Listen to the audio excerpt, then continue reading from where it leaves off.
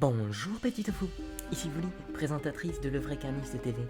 Dans notre première édition, nous allons aborder le cas où des extrémistes sans couilles consanguins prennent les armes au nom d'un dogme bidon pour buter des innocents. Non, pas les terroristes, leurs cousins, les chasseurs. Un homme qui circulait sur une départementale dans l'Oise a reçu une balle en pleine tête. Il est mort sur le coup.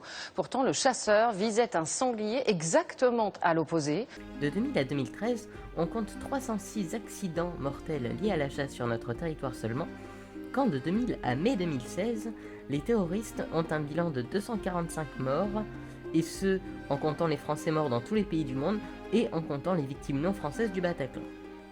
Donc, même sans avoir les chiffres de ces 3 dernières années, les chasseurs restent l'ennemi numéro 1 des Français et restent toujours premiers dans le meurtre à main armée sans aucune raison.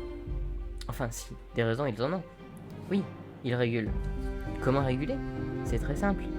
Il suffit d'assassiner des millions d'animaux jusqu'à mettre l'espèce en sous-population, puis de relâcher chaque année 14 millions de faisans, 5 millions de perdrix gris et rouges, 1 million de canards colverts, 40 000 lièvres, 100 000 lapins de Garenne, 10 000 cerfs, 7 000 daims et quelques 10 à 15 000 sangliers, le tout d'élevage et de croisement pour assurer plus de fertilité et une prolifération plus rapide pour ensuite avoir à réguler. Le tout en abattant régulièrement de vrais prédateurs comme le loup pour s'assurer d'avoir des cibles criblées de plomb par la suite. Du foutage de gueule? Non. Regardez Genève, la chasse y est interdite depuis 1974. Regardez le chaos absolu causé par les... Ah ben non. Alors la chasse, pourquoi?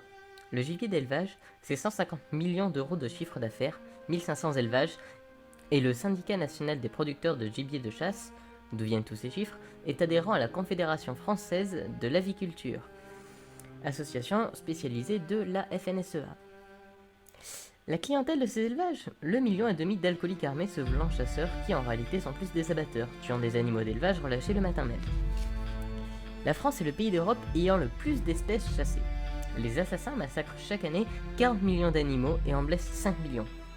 L'usage de cartouches au plomb a provoqué le saturnisme, maladie ayant contaminé plus de 60% des individus de certaines espèces de canards.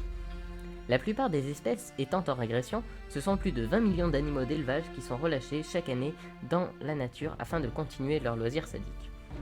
L'introduction massive d'animaux d'élevage est bien évidemment source immense de maladies issues des élevages, perturbant les écosystèmes et causant une grave pollution génétique de la faune. Ces 1,7% de Français s'accaparent et insécurent la nature. La chasse est le seul loisir tuant ou blessant fréquemment des personnes ni pratiquantes ni spectatrices.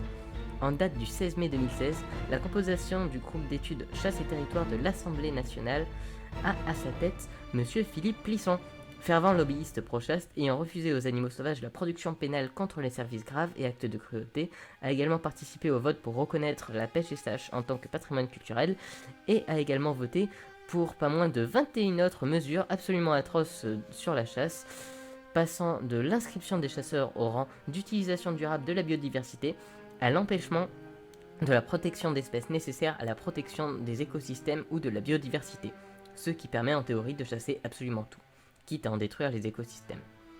Quand on sait que cette personne est la seule à pouvoir légalement faire bouger les choses pour la chasse, on comprend alors l'importance de nos vrais gardiens de la nature, les hunt-saboteurs.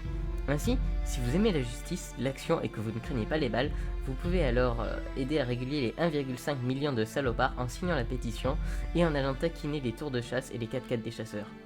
C'était Vouli pour LVC TV.